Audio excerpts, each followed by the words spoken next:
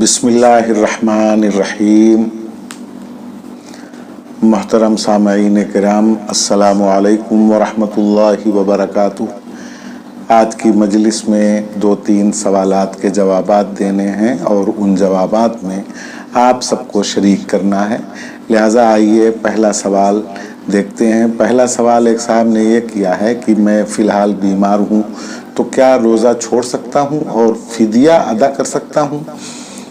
तो उसका जवाब ये है कि शरीयत में फिदिया देना, रोज़ा छोड़ करके फिदिया देना उस शख्स के लिए जायज़ है कि जिस पर इतना बुढ़ापा हो गया हो कि रोज़ा रखने की ताकत नहीं है, या इतनी बीमारी है कि अब अच्छे होने की उम्मीद भी नहीं है, न रोज़े रखने की ताकत है, तो रोज़ा न रखे और हर रोज़े के बदले एक मिस्कीन को सदक़े फ़ित्र के बराबर गल्ला दे दे, या सुबह शाम पेट भर करके उसको खाना खिला दे, या गल्ले की कीमत दे दे। तो ये फिदिया देना उस शख्स के लिए जायज़ होता है कि जो इतना बूढ़ा हो कि वो रोज़ा नहीं रख सकेगा, या ऐसी बीमारी हो कि उस बीमारी से आम तौर पर ठीक होने की उम्मीद नहीं होती। ऐसे लोगों के लिए फिदिया देना जायज़ है। खुदा न खास्ता अगर ऐसा आदमी कि उसको कोई ऐसी बीमारी लायक हुई थी कि उस बीमारी से आम तौर पर लोग शिफा नहीं पाते और उसने रोज़ा छोड़ दिया था, रोज़ा छोड़ने के बाद फिदिया भी अदा कर दिया था, लेकिन अल्लाह तबारक व तआला की मेहरबानी हुई कि वो उससे ठीक हो गया, शिफायाब हो गया, तो अब उसको रोज़े की क़ज़ा करनी होगी और जो उसने पहले फिदिया दिया है वो फिदिया उसके सवाब में आ जाएगा। अल्लाह तबारक व तआला उसका सवाब उसको इनायत कर देगा। हाँ, अगर बीमारी ऐसी है कि रोज़ा नुकसान कर रहा है, आदमी जवान है, कोई आरिज़ी बीमारी हो गई है और रोज़ा नुकसान कर सकता है, और ये भी डर है कि अगर रोज़ा रखेंगे तो बीमारी बढ़ जाएगी, या बीमारी देर में ठीक होगी, या जान पर ख़तरा आ जाएगा, तो रोज़ा न रखे। लेकिन उसका फिदिया इस सूरत में फिदिया नहीं दिया जाएगा, बल्कि ये अल्लाह तबारक व तआला से दुआ करते रहे, इलाज करता रहे, जब ठीक हो जाए तो इन रोज़ों की क़ज़ा कर ले। दूसरा सवाल एक साहब ने ये किया है कि इस साल रमज़ान में भी लॉकडाउन है और लॉकडाउन बढ़ सकता है, तो क्या एतकाफ़ के लिए ये सूरत हो सकती है कि हम अपने घर में जिस जगह नमाज पढ़ रहे हैं और जिसको हमने नमाज के लिए ख़ास कर लिया है, क्या उस जगह पर हम एतकाफ़ कर सकते हैं?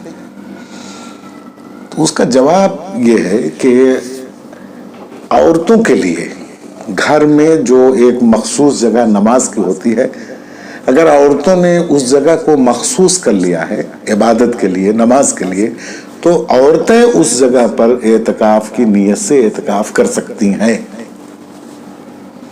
मर्द के लिए एतकाफ़ शरई मस्जिद में है, इसलिए अगर मर्द ने भी अगर घर में कोई मखसूस जगह अपनी नमाज के लिए कर ली है, नमाज के लिए कोई ख़ास जगह कर ली है, तो भी उस ख़ास जगह में एतकाफ़ की नीयत से, सुन्नत मुअक्कदा एतकाफ़ की नीयत से वो नहीं बैठ सकता, इसलिए कि एतकाफ़ मर्द के लिए शरई मस्जिद में ही होगा।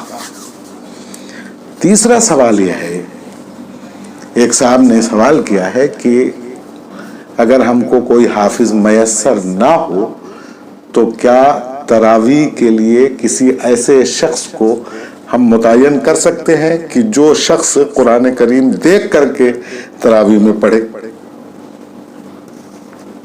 तो हजरत मोहतरम, इस साल उलमा ने ये मशवरा दिया है, बल्कि हुक्म के दर्जे में उनका मशवरा है कि बाहर से इमसाल तरावी के लिए हुफ़ाज़ न बुलाए जाएं।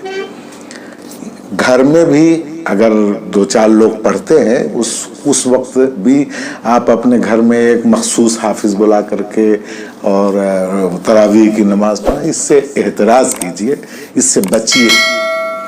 اور جہاں تک قرآن کریم کو کھول کر کے تراویح کی نماز میں پڑھا جائے، دیکھ کر کے پڑھا جائے، تو احناف کے نزدیک، حنفی مسلک میں یہ بالکل جائز نہیں ہے، بالکل جائز نہیں ہے۔